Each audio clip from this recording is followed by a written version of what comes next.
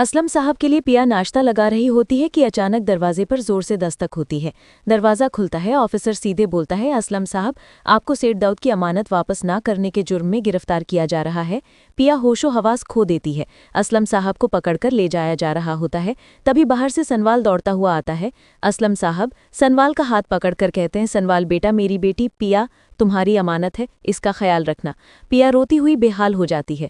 सनवालों से संभालता है और सीधा अपने दोस्त वकील के पास जाता है। वकील, ये केस ले लो, असलम साहब को झूठे इल्जाम में फंसाया जा रहा है। वकील फाइलें देखकर कहता है, ठीक है, मैं सुबह कोर्ट में उनका केस लड़ूंगा। अगली सुबह कोर्ट में भीड़ लगी होती है। दाऊद ने मीडिया को भी बुला लिया होता है ताकि असलम का सच सामने आ सके। पिया अपने अब्बू के साथ पुलिस वालों के पीछे कोर्ट के दरवाजे से अंदर आती है। मीडिया वालों की आवाज़ें गूंजती हैं, असलम साहब, क्या ये सच है? आपने अमानत वापस नहीं की? क्या आपने अपनी बेटी को किसी एक्सचेंज में भेजा था?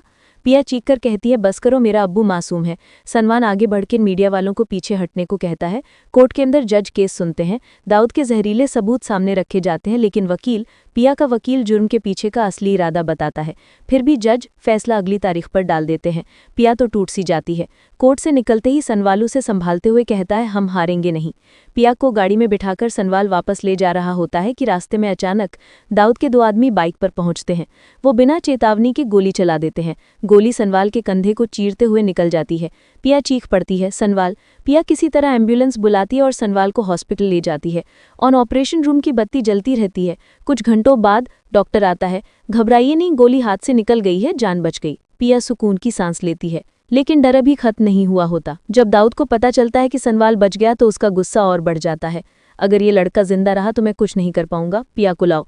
रात को जब सनवाल हॉस्पिटल से डिस्चार्ज होता है, वो सीधा पिया के घर जाता है। पिया की अम्मी रोती हुई कहती हैं, पिया अभी तक घर नहीं आई, वो तो सनवाल के साथ ही थी। सनवाल का दिल धक से गिरता है। वो फौरन पिया का फ़ोन ट्रेस करवाता है।